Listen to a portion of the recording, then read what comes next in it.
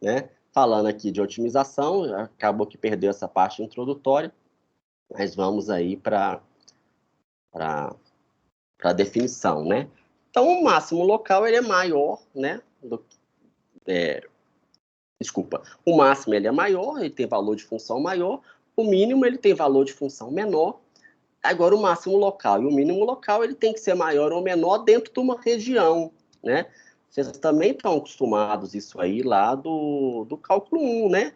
Quer dizer, tinha lá aqui, eu vou ver se eu vou conseguir desenhar. Eita!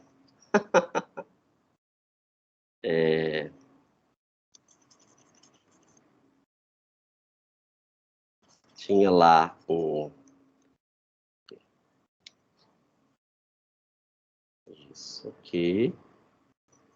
E aí tinha a função lá, né? Uma função de uma variável, aqui está o eixo x, aqui está o eixo y, aqui está a função, y é igual a f de x. E aí, então, esse ponto aqui era um ponto de máximo local, por quê? Porque ele tem valor de função maior do que todo mundo, mas ele tem que ser o maior dentro do intervalo, né? Dentro de uma região aqui. Então, dentro dessa região aqui, por exemplo, ele é maior e aqui seria um ponto de mínimo local, né? Não sei, eu acho muito intuitivo, tá claro isso aí? Vocês concordam, né? Tá? O que que muda? Igual eu falei, gente, se alguém tiver alguma dúvida, quiser fazer algum comentário, pode interromper, não tem o menor problema com isso. O que muda agora? Muda agora que aqui na função de várias variáveis a gente tem que falar onde que ele é maior. E aí que entra essa questão aqui, deixa eu tentar pegar. Opa.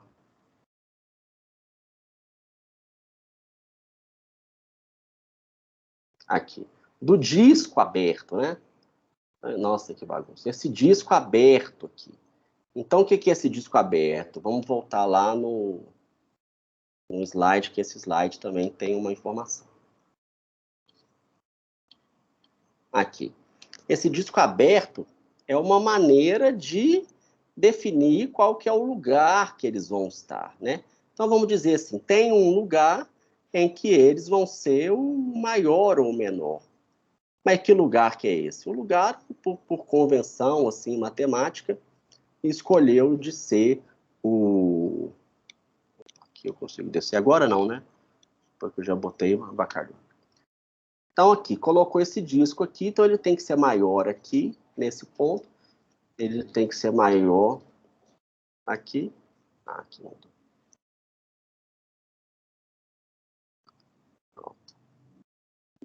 Então, ele vai ser maior aqui nessa região. E aqui seria a bola onde ele seria maior ou menor, tá? Enfim, então, vamos dizer, eu acho que a definição é clara. E aí, se quiser ver a definição mais formal, seria essa aí. O f de x a b tem que ser maior ou igual que o f de xy para todos os pontos no xy dentro desse disco. Então, aqui existiria um disco e dentro desse disco, todo mundo que tem valor de f, para todo ponto, o valor da função seria menor. Tá?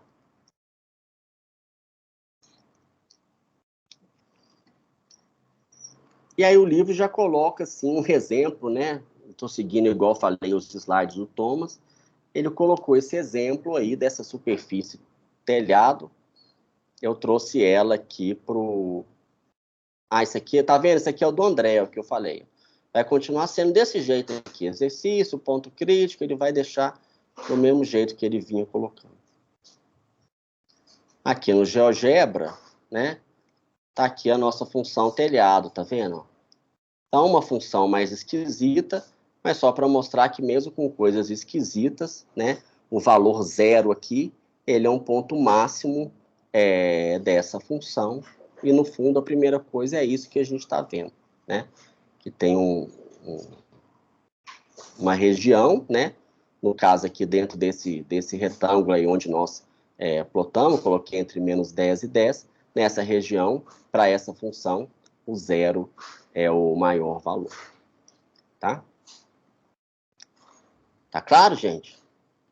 Professor, Sim. mas aí no caso tem vários pontos XY em que o valor maior é zero, né? Não, nesse caso aqui, Tá vendo? Parece que é, mas não é, ó.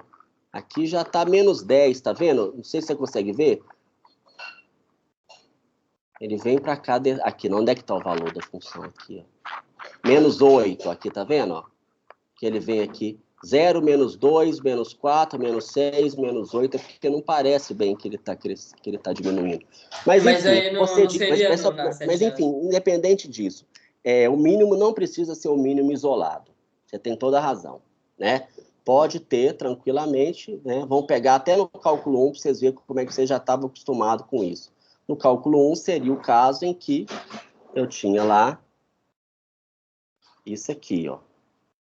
E aí eu gosto sempre de ir voltando no cálculo 1, porque o cálculo 1 é a intuição que vocês têm, né? Então eu pegava aqui a função e fazia assim, ó. Por exemplo, sei lá. E aqui eu tenho o mesmo valor de função. Por exemplo, sei lá, menos 10. Então eu tenho um ponto aqui, quanto que vai o f dele? Menos 10. E aqui? Menos 10. E aqui? Menos 10. Então o mínimo local ou máximo local não precisam ser isolados, né? Pode ter vários, pode ter, inclusive, infinitos valores que atinjam aquele mínimo. Tá certo? Tá Mais certo. alguma dúvida, gente? Não. Muito bem, vamos voltar. Pode ir perguntando, viu, gente? Eu prefiro sim, tá? Não tem problema, é bom que eu não estou vendo ninguém, ninguém está vendo ninguém, então eu acho que a aula fica melhor assim, mesmo sendo essa aula mais rápida, né? E aí a gente quer um teste. Então, em princípio, é a definição, o que é, né? O que acontece quando a gente tem um mínimo local, e aí a gente relacionar esse mínimo e esse máximo local com a derivada, quando a função for diferenciável, quando a gente conseguir encontrar, no caso aqui, as derivadas parciais especificamente, né? E qual que é a ideia? Não sei se essa figura aqui, vocês vão achar ela muito complicada, vou trazer aqui lá para eu poder rabiscar também.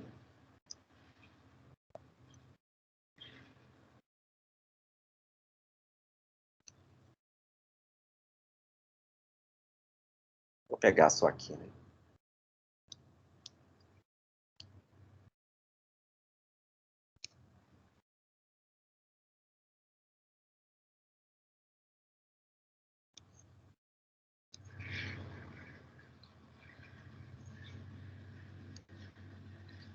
Então, eu acho que essa figura aqui explica bem o que acontece, né? Vamos dizer assim, se a gente for, né, igual eu falei, eu estou tentando falar de uma maneira mais, como se fosse um resumo, né? E, pelo amor de Deus, de modo algum, isso substitui a definição formal que está na aula expositiva, que está nos livros. A minha ideia aqui, como eu falei, é tentar fazer essa revisão, essa síntese, né? Então, se fosse pensar de maneira mais genérica, qual que é a ideia? A ideia é o seguinte, se esse ponto aqui, vou fazer o desenho do lado de cá, né? Se esse ponto é um máximo local, né?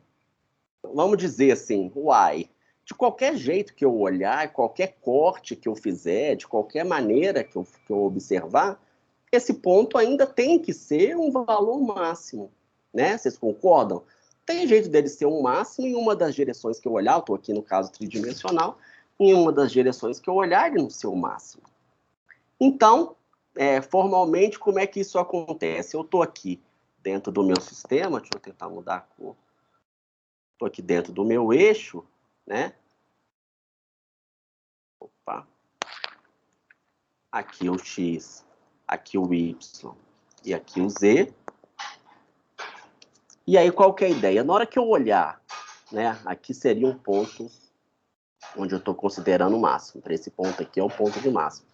Qual que é a ideia? Na hora que eu olhar apenas do ponto de vista do eixo X,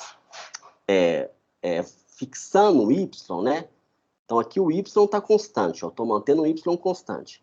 E olhando para esse gráfico só sob o ponto de vista, sobre a perspectiva do eixo X, o que acontece?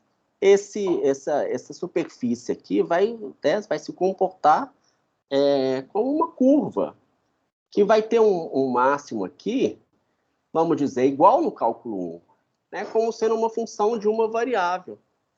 E da mesma forma, quando eu fixar aqui o x,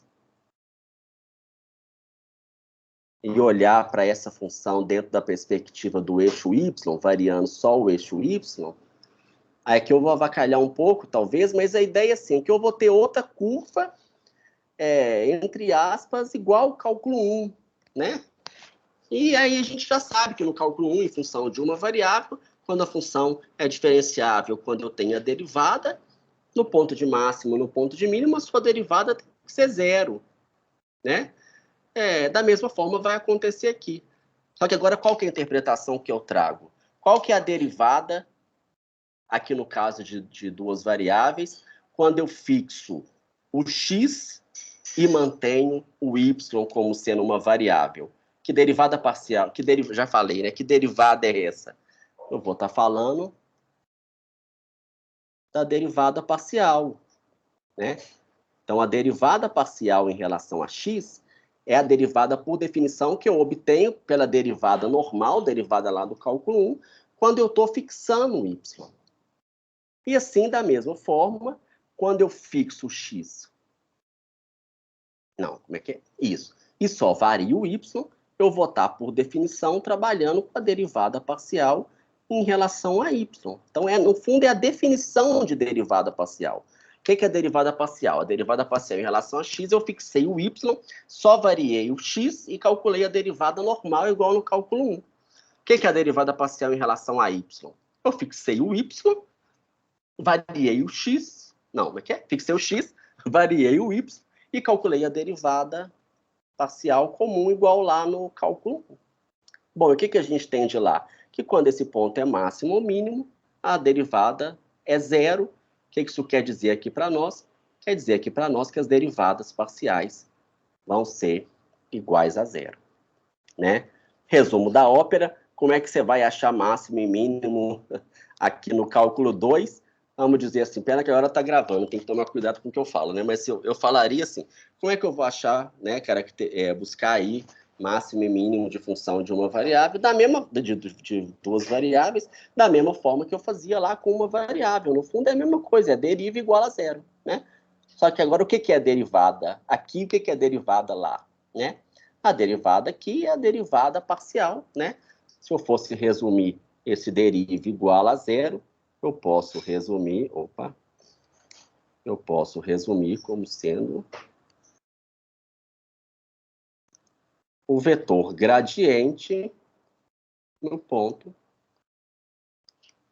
tem que ser o vetor nulo, tá? É o nosso deriva igual a zero, a derivada aqui agora para nós é o vetor gradiente, tá?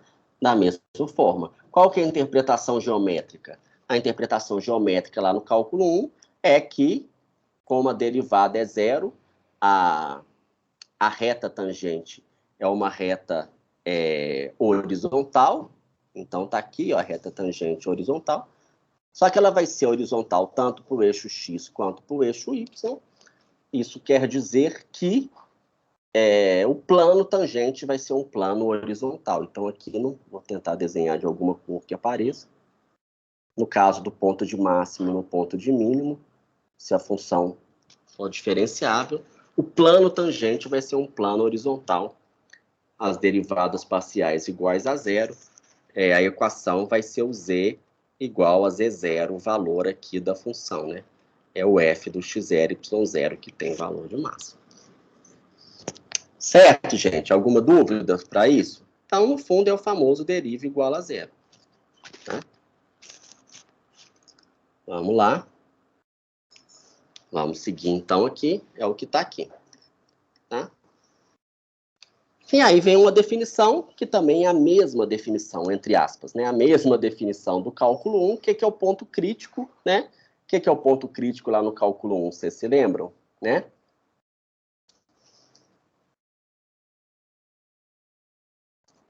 Onde derivadas dão zero? Ou não existem, né? Ou não existem, sim. Que é a mesma coisa. Não é que é a mesma coisa, igual eu falei, tem que tomar cuidado que eu estou gravando, né? Mas eu queria que vocês entendessem como sendo a mesma coisa. Porque, no fundo, a ideia que está por trás é a mesma. O que muda? É porque aqui agora não tem derivada, né?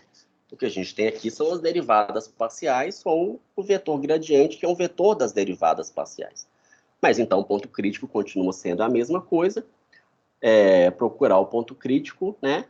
No nosso caso aqui do cálculo 2 em geral, é procurar os pontos onde a derivada se anulam. Não trabalha tanto assim os casos, vamos dizer, extremos aí, onde a derivada não existe. Não costuma aparecer tanto aqui. Certo?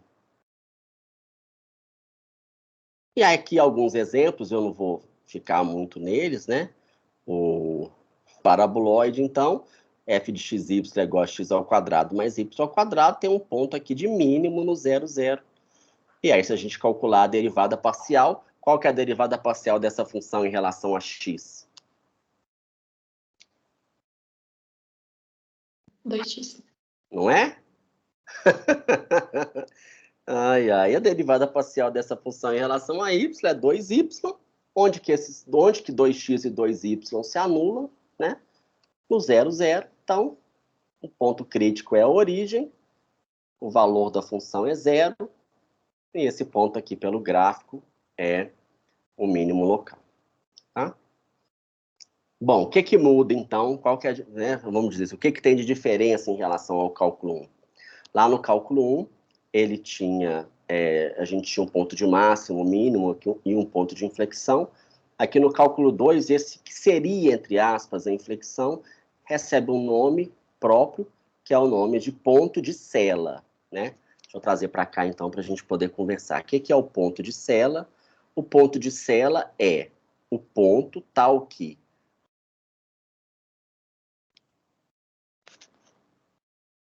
toda vez na hora... Então, tem que botar outra página, né, gente?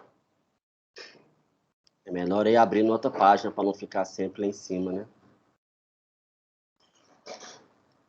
Eu falei, vocês vão me ajudando. Se tirar o zoom, dá para escrever, professor. Não, mas assim vocês estão vendo melhor, não? Não, tá dando para ver Eu ótimo. penso mais para quem está, às vezes, no celular, enfim. Mas vamos lá, senão vamos seguir, né?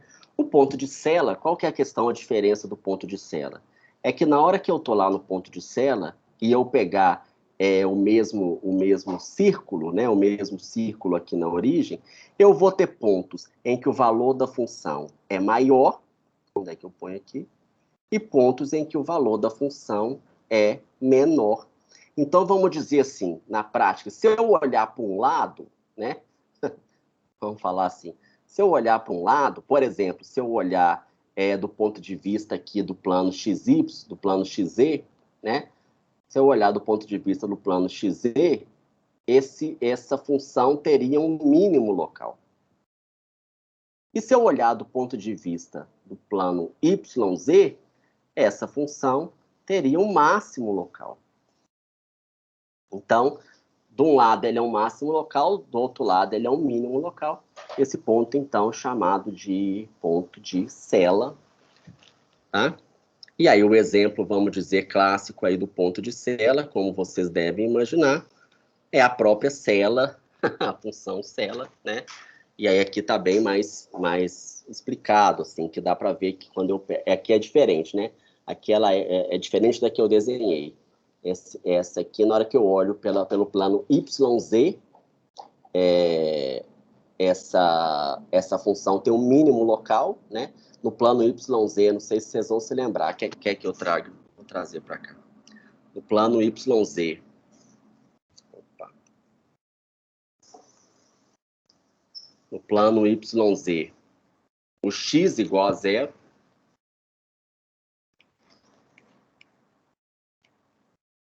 O plano igual a z, o x igual a 0. E aí, nessa equação aqui, se o x for igual a 0,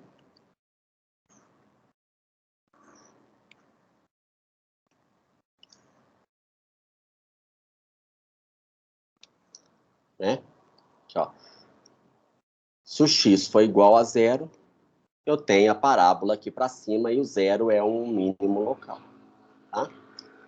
Mas, por outro lado, se eu olho para o plano XZ e o y é igual a 0, aí eu vou ter uma parábola virada para baixo. Então, esse ponto aqui, ele é um ponto de sela.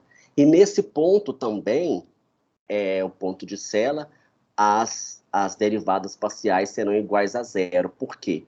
Porque na hora que eu olho em relação a um eixo, ela vai ser zero porque ele é um máximo, e na hora que eu olho em relação ao outro eixo, ela também vai ser zero, mas só que agora é porque o ponto seria um mínimo, tá?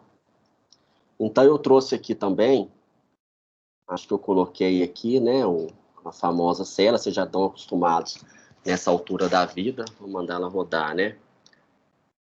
Então, na hora que eu olho para cá, por exemplo, o ponto é um máximo, né? Eu estou aqui olhando só do ponto de vista do plano XY, e na hora que eu olho para cá, do ponto de vista do plano YZ, XZ e YZ, ele é um mínimo, tá? Então, eu acho que vale a pena muito usar o GeoGebra, igual eu falei, eu acho que vocês já devem estar usando para poder ver essas questões, compreender melhor o que está acontecendo, tá? E a partir daí entender mais o que é.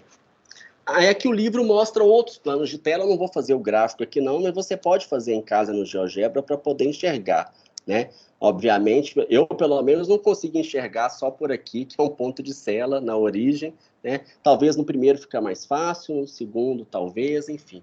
Mas não é só a cela, né? O gráfico da cela que é que tem um ponto de cela, tá? Então, igual eu falei, vou pular esse exercício, que eu acho que é muita quarta série, né? Achar os extremos locais de x2 mais y2, eu acho que a gente fez aqui de cabeça, né? Ponto de cela da mesma forma com y2 menos x2. Enfim, o que falta falar agora? Já falamos da derivada primeira, e aí o que eu espero? Eu espero que vocês falem que é a mesma coisa, né? Entre aspas, considerando aí o que é diferente.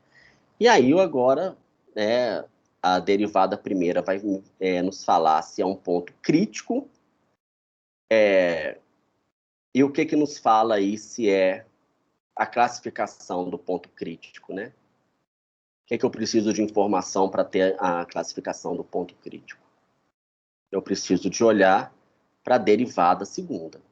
Então, a derivada segunda é que me fala informação se o ponto crítico a gente já está acabando, vamos para o exercício, dá para a gente fazer alguma coisa ainda. É o que vai nos falar que o ponto crítico é máximo, é mínimo ou é cela, da mesma forma como era lá no cálculo 1, da mesma forma como era lá na função de uma variável, tá? Então, como é que era lá na função de uma variável?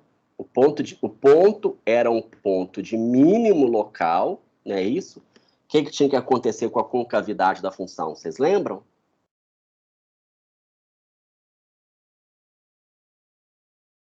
Né? O que mandava era a O mínimo é para concavidade. cima, a concavidade para cima. Estou aqui colocando esse gráfico assim, meio sem os eixos, e espero que isso não confunda muito vocês, né? Mas eu posso colocar aqui os eixos para ficar completa, né? E aqui... né? Então, quando o ponto é o mínimo, a função tem concavidade virada para cima. Isso quer dizer que a derivada segunda é positiva. E quando ele é máximo, isso quer dizer que ele tem concavidade virada para baixo. Isso quer dizer que a derivada segunda é negativa. Tá? Como é que funciona também aqui no cálculo 2? Qual que é a diferença? A diferença é que a derivada segunda para nós agora é o quê? As derivadas parciais segundas, né? Não sei se vocês viram, mas a gente pode pensar na derivada parcial segunda como sendo uma matriz. Na verdade, ela pode ser representada por uma matriz chamada de matriz hessiana, é a matriz das derivadas parciais segundas, né? Da mesma forma que a derivada primeira ela é um vetor, o vetor gradiente é o vetor das derivadas parciais primeiras, tá? Então, vamos dizer assim, no caso do cálculo 2, a derivada primeira é um vetor e a derivada segunda é uma matriz hessiana. E o que vai mandar, então, ser máximo ou mínimo? O que vai mandar ser máximo ou mínimo, não se assustem, vão ser os autovalores dessa matriz hessiana. entendeu? Os autovalores. Por quê? Porque os autovalores são a matriz, são a expressão dessa matriz diagonalizada, né? Então, na hora que eu consigo achar a forma diagonal, não assusta. Na hora que eu consigo achar a forma diagonal, eu vou conseguir escrever essa matriz hessiana por meio dos seus autovalores, e aí eu consegui desacoplar os termos. Era igual vocês faziam lá em Gaávio, a gente fazia lá em Gaávio. E aí, como é que vai ser a regra? Se os dois autovalores forem positivos, quer dizer que tanto no eixo x quanto no eixo y, ela é virada para cima, o ponto vai ser mínimo, se os dois autovalores forem positivos. Se os dois autovalores forem negativos, isso quer dizer que tanto em relação a um eixo quanto em relação ao outro, a concavidade é virada para baixo. Isso quer dizer que os autovalores são negativos, o ponto é um ponto de mínimo local, de máximo local. E quando que vai ser cela? Vai ser cela quando eu tiver um autovalor positivo e outro autovalor negativo, quer dizer que por um eixo a concavidade é para cima, por outro eixo a concavidade é para baixo, e aí eu vou ter uma cela, tá? Mas vocês não vão precisar de saber isso, eu só gosto de explicar para ver que isso não, né? Teria que calcular os autovalores, etc. Enfim, todos os livros de cálculo já colocam essa regrinha aqui. Essa regrinha não tem como muito explicar. Ela tem a ver com os maiores principais aí da matriz hessiana, né? Também um pouquinho aí de álgebra linear, que vocês vão ver nos maiores principais. Enfim, como aqui é online, vocês vão ter acesso, e aí vai ter, né? Quando é no presencial, tem que decorar lá. Aqui no virtual é usar essa regrinha aqui. Se os dois, né, derivada parcial em relação a x. Ah, não vou ler isso não, vocês estão vendo aqui? Esse aqui é positivo e esse aqui é negativo, esse aqui é negativo, esse aqui é positivo, tal. É o ponto de máximo, o ponto de mínimo. Mas já adianto que essa regra veio aí dos autovalores, né? No fundo, trabalhando aí com a relação entre o determinante da matriz hessiana e os valores principais. E se der zero, aí se o determinante aqui der zero, o teste é inconclusivo, e aí tem que encontrar outra maneira. Isso já acontecia também lá no cálculo 1, né? Quando a derivada segunda dava zero. Aqui, no caso, é quando o determinante da hessiana dá zero. Mas até que aqui no cálculo 2 não aparece tanto esse caso de inconclusivo, não. Então, a gente fica mais nessa regrinha mesmo. Certo? Alguma dúvida? Então, nós temos aí alguns minutos para fazer o exercício. E eu queria que a gente fizesse, igual eu falei, eu não vou fazer assim, eu queria que a gente fizesse o exercício juntos, tá? Não sei se todo mundo já fez esse exercício, quem já viu o vídeo, você vai achar muita facilidade, mas o primeiro exercício seria um exercício fácil aí, para a gente poder fazer, né? Vocês estão com caderno aí ou vocês não estavam preparados? Eu queria que vocês fizessem, então, eu vou aqui fazendo com vocês um primeiro exercício simples, né? Na aula de hoje eu falei a mais por causa da introdução, mas a partir da próxima aula eu espero que a gente tenha mais tempo nessa hora, igual eu falei. Acho que hoje vocês conseguiram entender, né? A minha ideia é fazer um resumo dessa forma. Eu acho que quem não viu o vídeo ou quem não leu, não sei se ficou perdido, porque eu não trouxe as definições assim tão claras, mas a minha ideia eu acho que é essa, é fazer mais esse resumão e a gente poder praticar aqui na sala de aula invertida, tá? Vamos fazer então, encontre os valores extremos locais da função. Já vou acrescentar, né? Não só vamos encontrar os valores extremos, mas vamos também classificar os valores extremos dessa função, dizer se é máximo, mínimo ou cela. Certo? Já estão com o caderno aí? Eu tô. Sim. Eu tô, professor. Pode falar. Vamos lá, então. Muito fácil, né? O que tem que fazer primeiro? Aí vira uma receitinha de bolo, né? Tem que achar. Passo 1, encontrar os pontos críticos.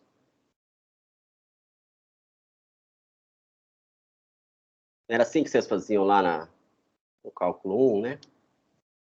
Mesma coisa, né? Como é que eu encontro os pontos críticos? Faz as derivadas parciais igual a zero. Pois é, né? No fundo, vou encontrar os pontos onde a derivada parcial é igual a zero, né? Qual que é a derivada parcial em relação a x? Qual que é a derivada parcial em relação a y? Esse aqui é muito quarta série, né? Tá vendo? Mas eu vou tentar, esse primeiro da aula, fazer algo mais simples para tentar uniformizar. Igual eu falei, o meu objetivo é todo mundo sair sabendo alguma coisa e depois a gente consegue avançar mais, né? Vamos fazer esse mais rápido, que esse é muito simples, né? Qual que é a derivada primeira? Qual que é a derivada parcial em relação a x nesse caso? Y menos 2x menos 2. Y menos 2x menos 2. Tá claro, gente? Vocês estão entendendo aí? Se alguém não entender, né? Será que nessa fase, assim, porque também todo mundo já está claro a derivada parcial, né? Como eu não estou acompanhando a turma, eu não estou sabendo, mas o que tem que fazer é pegar a função, a derivada parcial em relação a x, você deriva normalmente em relação a x, supondo que o y é constante, tá? Então, vai dar aqui, se o y for constante, a derivada de xy é y, menos 2x2 é menos 2x, a derivada de y2 em relação a x é zero, a derivada de menos 2x em relação a x é menos 2, e tanto menos 2y quanto mais 4 em relação a x são constantes, a derivada é zero. Aí aqui a derivada em relação a y vai dar x menos 2y menos 2, certo? Essa parte, então, vamos dizer, é a parte normal, né? Vai acontecer sempre. O que a gente tem que fazer para encontrar os pontos críticos? As derivadas parciais têm que ser iguais a zero. Então, tanto y menos 2x menos 2 tem que ser igual a zero, quanto x menos 2y menos 2 também tem que ser igual a zero. Ao mesmo tempo, isso quer dizer que eu vou cair num sistema. Então, sempre nesse exercício de otimização, às vezes é a parte mais difícil, talvez, eu vou ter que resolver um sistema de equações, né? Esse sistema pode ser um sistema linear, igual a esse caso, ou pode ser um sistema não linear. Então, vai aparecer também o caso de sistema linear. Qual que é a vantagem do sistema linear? A vantagem do sistema linear é que ou ele tem uma solução, ou ele tem infinitas, né? Que vai ser o caso aí de vários pontos ao mesmo tempo, né? Vários ótimos ao mesmo tempo que alguém perguntou. Ou ele não tem solução. E no caso do sistema não linear, vai aparecer algumas vezes, ele pode ter... a gente não sabe quantas soluções a gente tem em princípio, tá? Quanto que deu o resultado, quanto que deu a solução do sistema, todo mundo sabe resolver esse, né?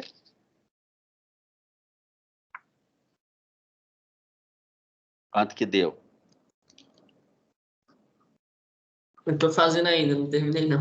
Ah, então vamos.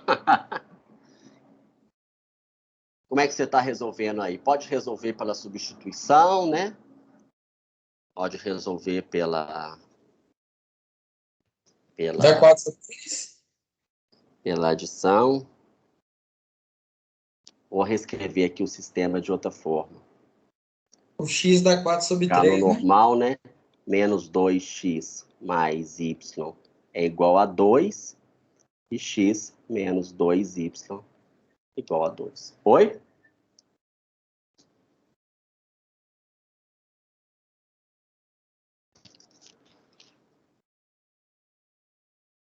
Aí você pode multiplicar aqui por menos 2. Para resolver pela adição, pode isolar o y, né? Por exemplo, fala que o y é 2 mais 2x e substitui o y aqui na equação de baixo.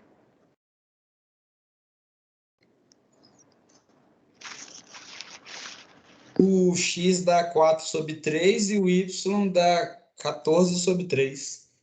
Não, Não? Não. O x dá menos 2. Fui longe. O E o x e o y y... dá 4. Menos.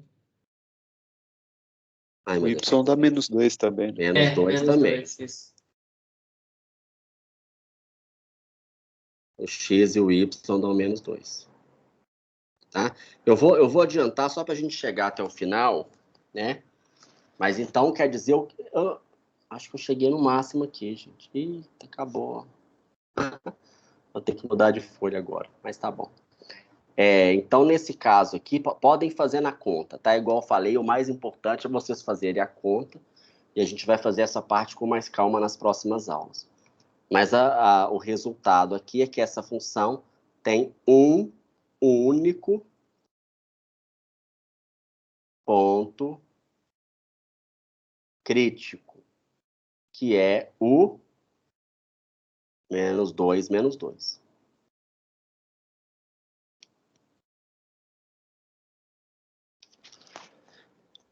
Enquanto vocês vão terminando, eu vou mostrando aqui que eu coloquei esse também no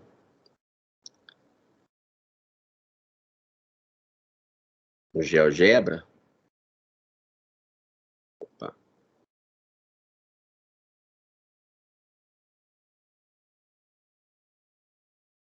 Ah, ele tá querendo ir. E deu problema. Oh, dó. Tá bom. Deixa eu ver se tem ele aqui no livro gráfico dele. Mas eu coloquei aqui no GeoGebra, vocês podem colocar também, né?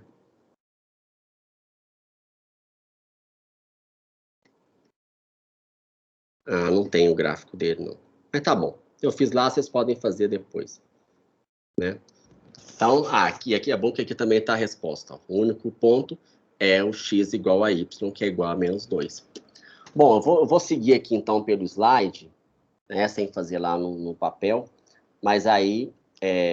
Não, vou voltar lá um pouquinho. O que a gente tem que fazer agora para terminar a caracterização desse ponto crítico? Olhar para a derivada segunda. Sempre é assim. Eu vou olhar para a derivada segunda para ver como é que ele está se comportando. E aí, o que a gente tem que fazer, então? Calcular as derivadas segundas. Eu vou botar aqui porque está acabando o papel, né? Qual que é a derivada em relação a x? Qual que é a derivada em relação a x e y? Qual que é a derivada em relação a yx? Qual que é a derivada segunda em relação a y, tá? Então, o que vai ter que fazer? Como é que calcula a derivada segunda? Para calcular a derivada segunda, eu tenho que pegar a derivada primeira e derivar a derivada primeira em relação a x em relação a y, né? Então, vamos dizer assim, a derivada em relação a x dá origem a duas derivadas segundas e a derivada primeira em relação a y dá origem a duas derivadas segundas, né? Então, na verdade, eu tenho 4 derivadas segundas, tá? Qual que é a derivada dessa função aqui? A derivada da derivada em relação a x dá menos 2. A derivada da derivada em relação a x em relação a y dá 1. Terminei a parte da derivada em relação a x. Vamos pegar a derivada em relação a y. Na hora que eu derivo em relação a x, eu vou ter 1 também. E aí tem um teorema que fala que se a derivada for contínua, esses dois vão ser sempre iguais. E quando eu pego a derivada em relação a y, eu derivo em relação a y, eu vou ter menos 2. Tá? Então, eu vou obter uma matriz. Como eu falei, se você quiser montar assim, a matriz hessiana vai ser menos 2, 1, 1 e menos 2. É a matriz das derivadas parciais segundas desta função. E aí, claro, igual eu falei, se for seguir no pé da letra, igual a gente faz lá na pós-graduação, nós vamos olhar para o alto valor dessa matriz, que é o genérico, né? E vai ver se os dois autovalores têm o mesmo sinal, etc. Tá? Mas aqui no cálculo 2, todos os livros colocam essa regrinha que acaba que facilita a conta. Então, que conta que eu tenho que fazer é essa aqui, ó. A derivada, vou olhar para o sinal da derivada em relação a x. E vou olhar para o fxx. vezes FYY menos FXY ao quadrado é o determinante dessa matriz hessiana, né? Então, se eu pegar aqui e olhar o determinante da hessiana é o FXX vezes F de YY menos F de XY vezes F de YX. Isso aqui é o mesmo que o F de XY ao quadrado. Tá? Então, no fundo, como é que a gente faz? Uma regrinha para a gente fazer. Eu, pelo menos, faço assim. Calculo primeiro o determinante da hessiana, né? Calculo primeiro o determinante da hessiana. Se o determinante da hessiana deu positivo, aí vai ser máximo local. Aqui eu tô, gente. Aí vai ser máximo local ou mínimo local. Tá?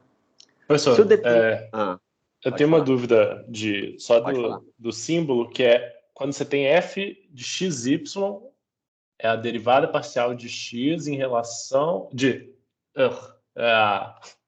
f de xy é a derivada do y na f de x. Ou é o outro símbolo? Eu não sei qual é. O FXY ou FXY. Na verdade, então eu vou te contar assim, na verdade, quando a função for contínua, os dois são iguais. E na maioria dos problemas aqui no cálculo 2 acontece isso, dos dois serem iguais, então acaba que não importa tanto a ordem. Mas é importante saber, primeiro eu derivo o y, depois eu derivo o x, ou primeiro eu derivo o x, depois eu derivo o y. Entendeu? É o contrário, então, da ordem? Mas qual que é o símbolo, então? O símbolo, o FXY é o quê? Ai, meu Deus. Vou abrir outra página aqui, então, para isso. É esse aqui, ó. O D2F. Peraí, mas deixa eu só falar se está claro, então, antes de eu voltar, pode ser? Aí eu falo sobre isso. Tá? Isso aqui está claro, gente? Alguém tem alguma dúvida sobre isso que eu tenho que fazer? Claro, você vai ver o vídeo, né? Então, o que é isso aqui, ó? Esse valor aqui, FXX, FYY menos FXY, é o determinante. Isso aqui é uma maneira de escrever o determinante da hessiana. Se ele for positivo, quer dizer que é máximo ou mínimo. Se ele for negativo, quer dizer que é cela. E se o determinante for zero, quer dizer que o teste é inconclusivo. Então, nesse caso aqui, o determinante é positivo.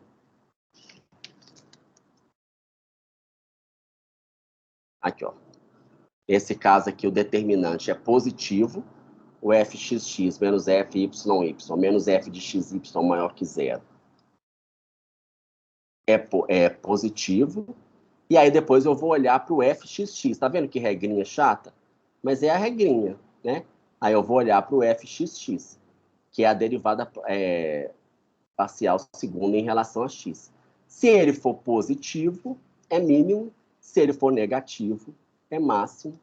Então, aqui no exercício, né, o que aconteceu? O FXX era positivo, era menos 2. O FXX,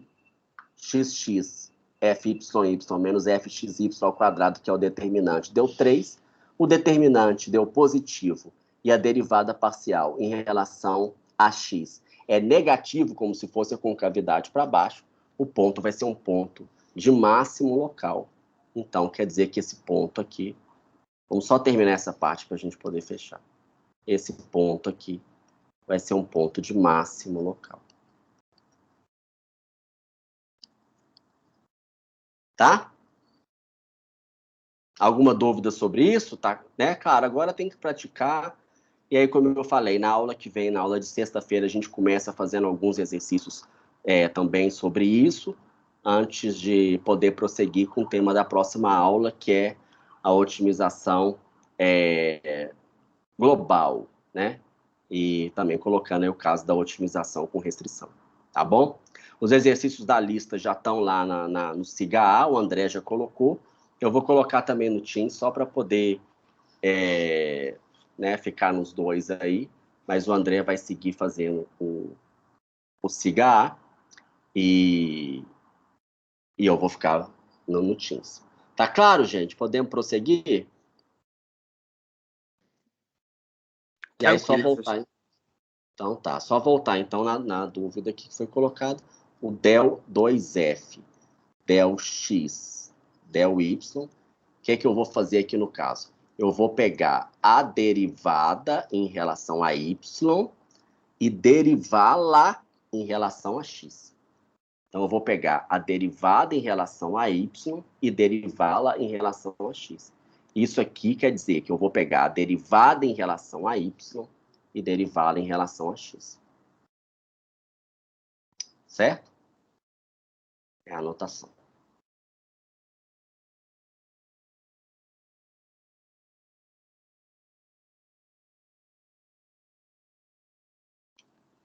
Muito bem, não, eu passei da aula, gente. Desculpa aí os 5 minutos.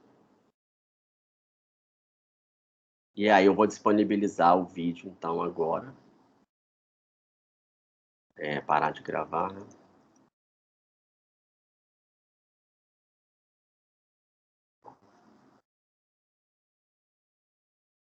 Onde é que eu paro de gravar, gente? É lá onde você estava mesmo. É aqui? É mais embaixo. Bem embaixo. Parar de gravar.